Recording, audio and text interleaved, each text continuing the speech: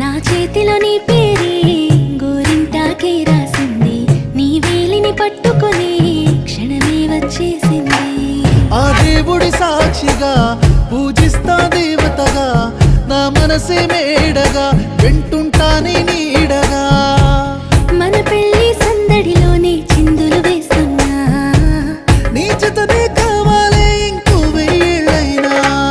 రాత్రి చీకటిలో ఈ నగరమే నిద్రవుతుంది, నా నిదురను దోచేసి రూపం తనదయ్యింది.